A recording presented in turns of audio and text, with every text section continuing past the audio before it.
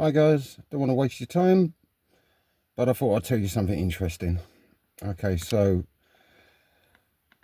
when your parents are terminally ill and they put them on a morphine drip, you will not be able to speak to them again. They're basically out. High as a kite, you won't be able to talk to them again. No one warned you about this. They come round, the nurses, and they just come round. They put them on the IV drip for morphine, and that's it.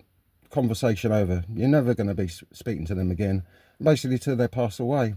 So I just wanted to give you a warning, basically, that when the when the nurses come round, they say, I'm going to put them on the morphine drip. You better get that conversation out of the way as soon as possible before it's done. Yeah. So if you need to know anything financial, you want to confess something, you just want to tell them you love them, whatever, you better do it before that drip goes in, because after that morphine drip goes in, it's over, you know.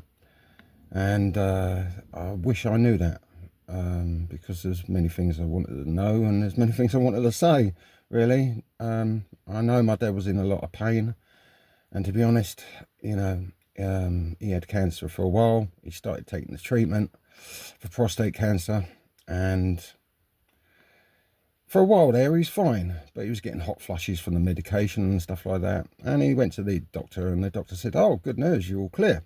And my dad said, "Oh, brilliant, I can get off the medication then." So he did for about 6 months. He stopped the medication. And guess what? The cancer came back. Big time, yeah? And all I was going to say is, if you've got cancer, mate, don't stop taking the medication, because it's doing the job. And, you know, when it does come back, it's normally worse than before. And it's probably spread somewhere else. And by that time, if it spreads to some other part of your body, you're probably much, screwed, really. So that's not good. So if you've got prostate cancer, try and keep it in the prostate, because, anywhere else, you're possibly screwed. So what happened to my dad? He fell down the stairs, and he fell down the stairs hard, right against the front door, actually. So they had to take the door off the hinges to basically get to him. But that fall basically was the end of him, really. I did say, like a year before, I said, really, you want to stay downstairs? You want to move?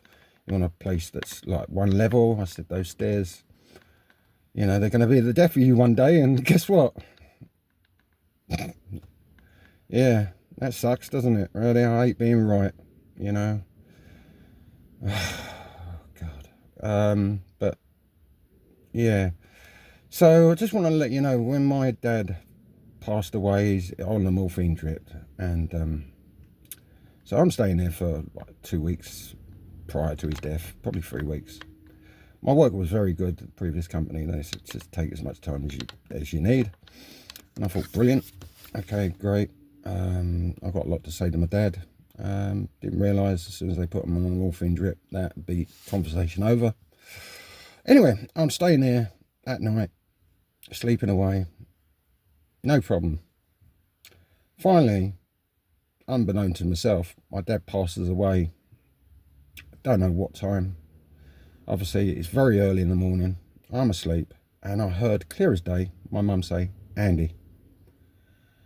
And I've never heard my mum's voice for since she went, 6 months to 8 months prior. And it was weird. I was just like, "Andy, what the hell's that?"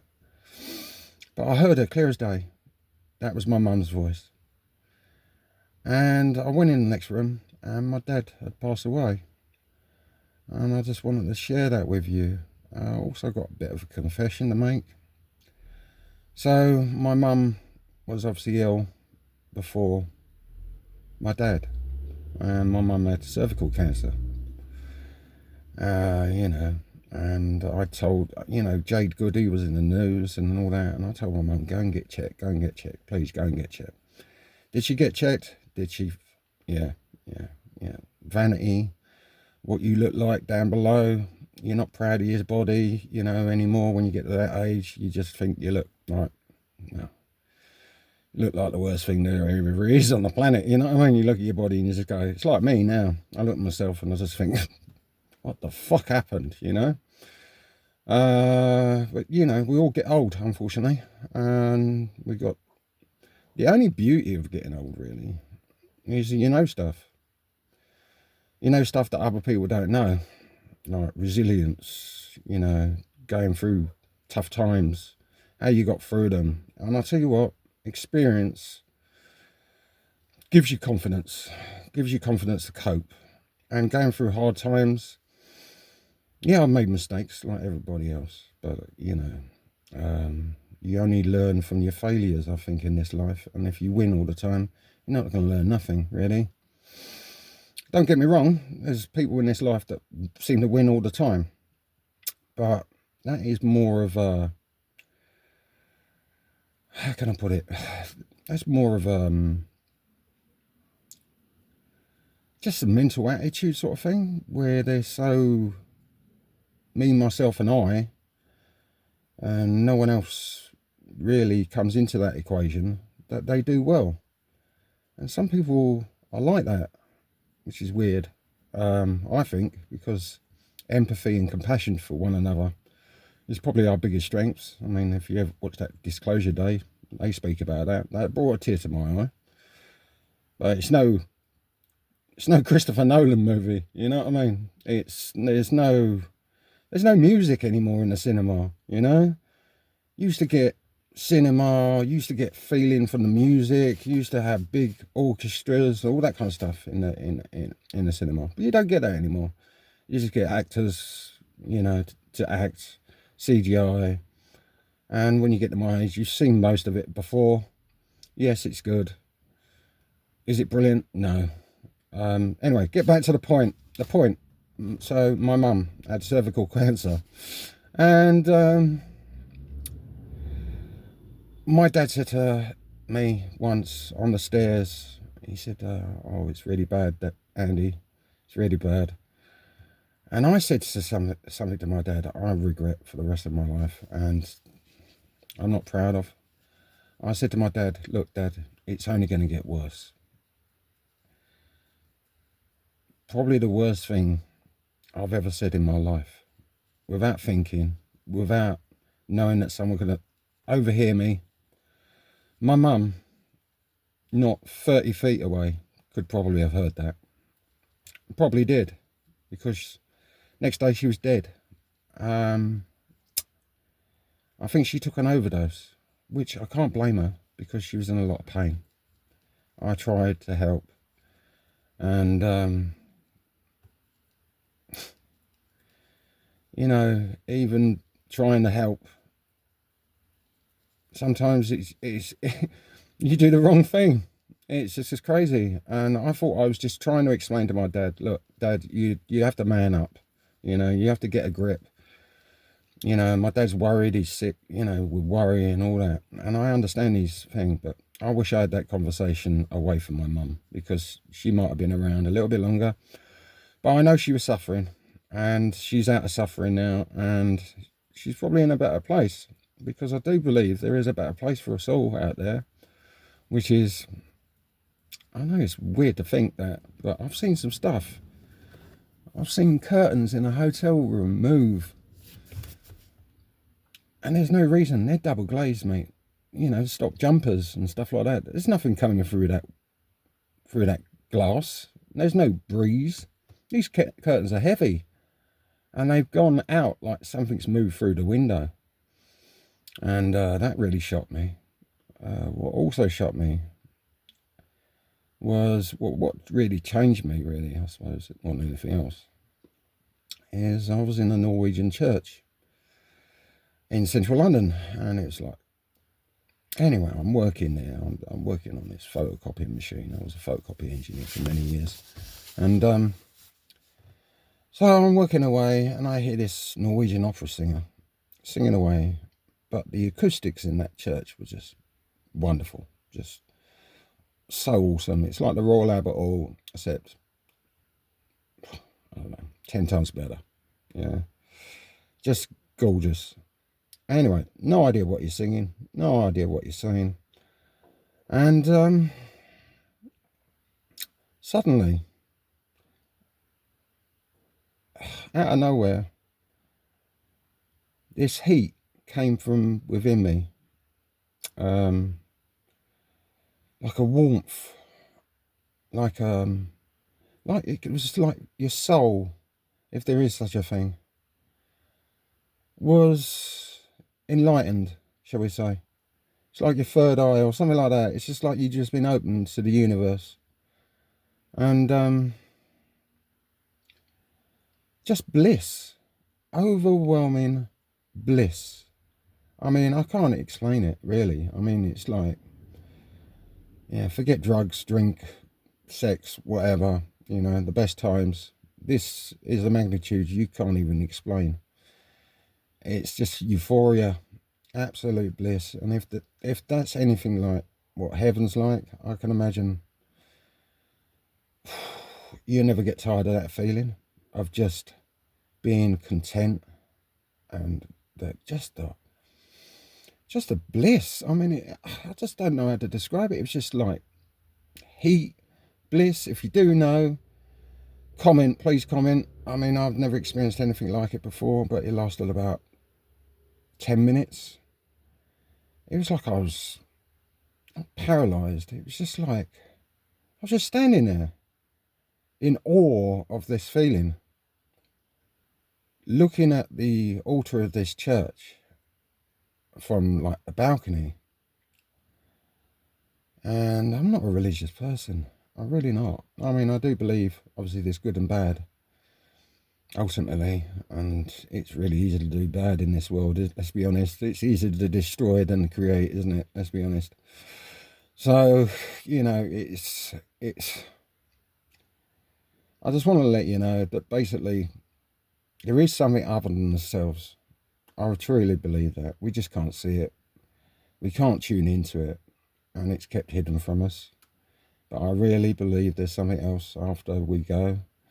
What that is, I can't describe, but if it's anything like that feeling that I just described, you've got nothing to fear about moving on to the next world or the next place, because, wow, God, if I could ever get back to that feeling again,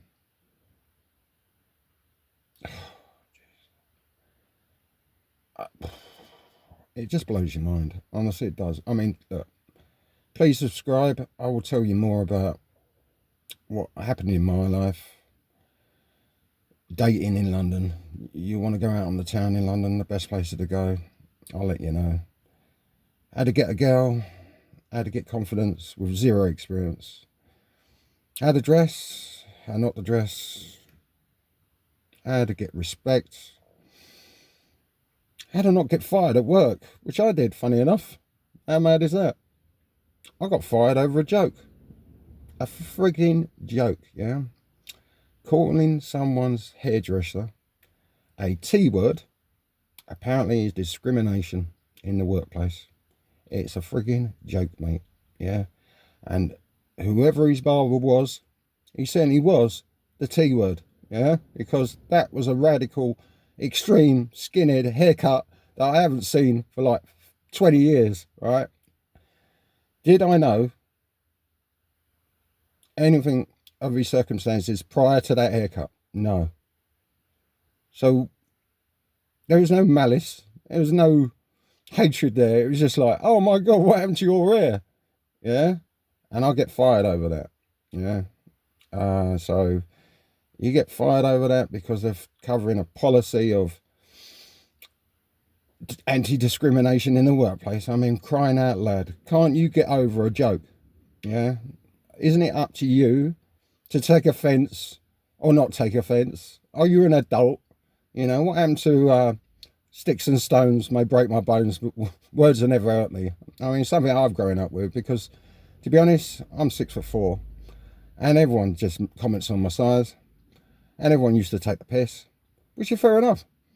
You know, and I'll be honest, old pubs with their low ceilings and their beams, yeah, you got to go to the toilet sometime. And I tell you what, sometime during that evening, you're going to bang your head, yeah, which is great, you know. So it probably explains a lot, really, the amount of trauma I've suffered to my head. But you got to have a sense of humour, honestly, especially living in this country. I mean, God almighty, it's cloudy all the time, man. And when the sun does come out, it's too bloody hot. It's just like, oh, you can go from gloom to 30 degrees and you're just not used to it. And you might get a couple of days of 30 degrees. And you think, oh, great, I'll plan something for the weekend. Yeah, the weekend comes and it's cloudy. Yeah, but you go to work Monday and it's going to be a blue sky. You know damn well what's going to happen. Yeah, because I think it's just, I don't know. Is it God's joke? Is it just life's joke that it's the weekend and just wants to be cloudy and moody? You know, so planning anything in the UK is, well, lastminute.com. And yeah, my view on anything is just grab your bags and go, you know, when the sun does come, because you can't guarantee it's not going to come out again. Anyway, look, I've got more stuff to say on more stuff. So subscribe to the channel if you can. And then that way I won't be wasting my time spilling my guts on YouTube, telling you, you know, some of my deepest, darkest things that's happened to me. And I haven't got no problem telling you what's going on, you know.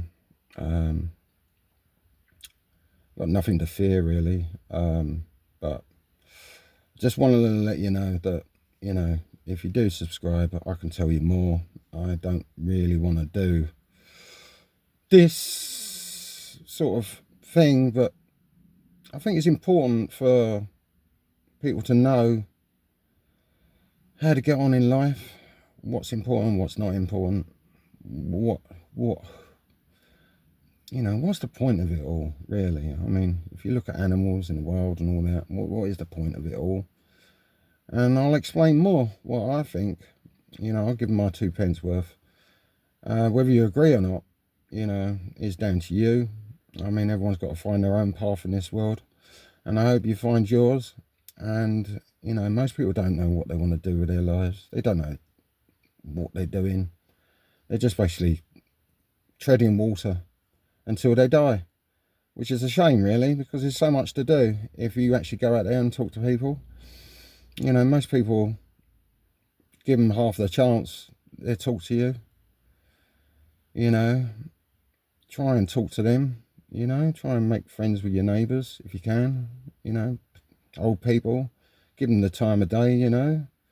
Don't just neglect them, for crying out loud. I mean, gee, they're very lonely people, these old people out there. And, yeah, I mean, what you got to say about everything in this world? It just doesn't make sense, does it? You've got wars. Yeah, all the time they're trying to get you to save the planet. It's like, you for real? And then everything just goes up in price every year, you know, by the maximum amount they're allowed to put the price up. And that don't make it easy for anyone, you know. You know, and if you ain't got no money, what can you do? As that affects relationships. I mean, half of marriages fail, and I'd say half marriages fail. Why do they fail? Stress, really. You know, get no respect. You give no respect to each other. You don't give people the time of day that you should. You don't understand their side. You just want to be left alone. You don't want criticism. You don't want judgment and all that. And, you know, ladies, you do pass a lot of criticism, you know, and a lot of judgment. Let's be honest. You know, but being a man, you can't let that affect you, you know, because they're just speaking their mind. And as much as it's like 1,000 cuts, you know, little niggles here and there, you know, you can't load the dishwasher properly. You can't do the laundry like that. You can't do this. You can't do that properly. And you're just like, really? It's like, I'm bloody useless. Yeah, I'm the first person you come to when you need help. It's like, when you need me, I'm there. But everything else I do, you know, trying to help around the house, you're going to criticise it, you know, and I bring it to her attention. I say, you criticise me, you know, and I say, what do you want? Do you want me to help or not help? And, you know, she thought about it for a minute, and she stopped, actually. She stopped criticising me, because I brought it to her attention. I said, look, you done it again, like the next day. I said, look, I'm doing the dishwasher. Oh, make sure you do it properly. I said, you always got to say something, haven't you? You can't just say, great. You got to say something, you know. You know, nothing supportive. Nothing like, great, thanks for helping. No. It's, yeah, well, make sure you do it properly, yeah? It's just like, really? Really? So, you know, marriage is hard, yeah. If you want to be selfish, don't get married. If you're a selfish person, don't get married. If you think that you're not going to get burned a lot, don't get married. If you think the kids, so you take on someone else's kids, you think they're going to respect you in the end? No, they won't. Don't get me wrong, you will have fun with them. You will enjoy their time. Ultimately, you're not their dad, and that hurts. But it's a fact, and if you can get over that fact, then that's, you know, you got to understand in life your limitations, your expectations. You got to limit those, because you're not going to get everything you want, unfortunately. You're not going to get, you know, it'd be nice, wouldn't it? Have the nice car, the nice wife, the nice, I don't know, the latest gadget. Yeah, all temporary sort of things. They give you that little adrenaline boost when you see it. And then watch some oboe go and scratch it, and how upset that makes you. Like someone scratched my car the other day. I've been looking after it for 13 years. It's pristine condition. And some bastard scratched it. Now, that upset me for about 10 minutes. But then I realised, it's a 13-year-old car. What the hell am I getting upset about? I could have an accident on the road, you know, today, tomorrow, whenever. Not my fault. It's just someone looks but doesn't see you, you know. It's happened to me before. And, you know, motorbikes come faster than you think. Trust me on that, yeah. So do not think of changing lane in front of a motorbike, because they're little, but they're going quick, yeah, quicker than you can go. And if you've got an automatic, time it changes down, they're already on you, yeah. You've got a manual, maybe you can, you know, slip the clutch, you know, burn some rubber, and you'll be okay. But to be honest, let the bugger go first, and always look twice. As my experience on motorbikes, because every time I think I'm going to pull out and I see a motorbike, it's very little in the wing mirror. It's right on you before you know it.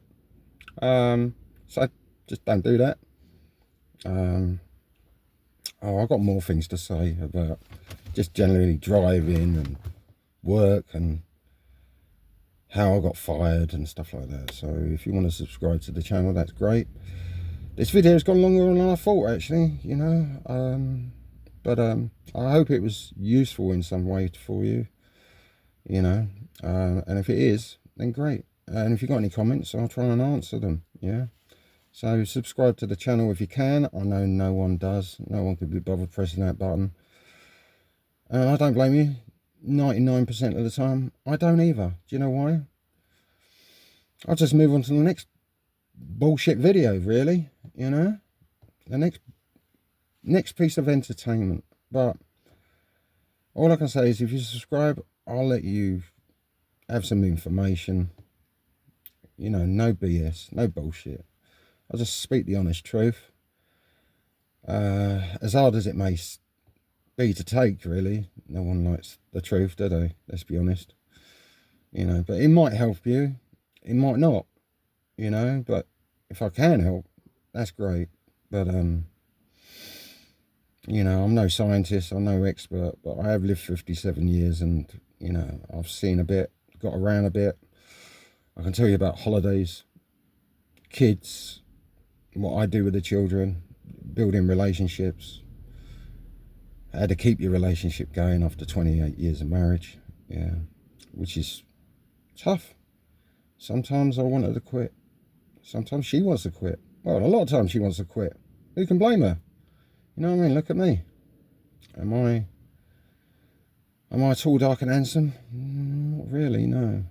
Yeah, and I've probably got one of the most annoying voices that you could probably have, really, I suppose. So I don't know how this YouTube video is going to go down, really. But you know what? Subscribe and I'll tell you everything I know. And in that way, at least there's a record of something of my life. Yeah. So enjoy yourselves, have fun, take care. I've got to go and have some breakfast. Good luck, YouTube.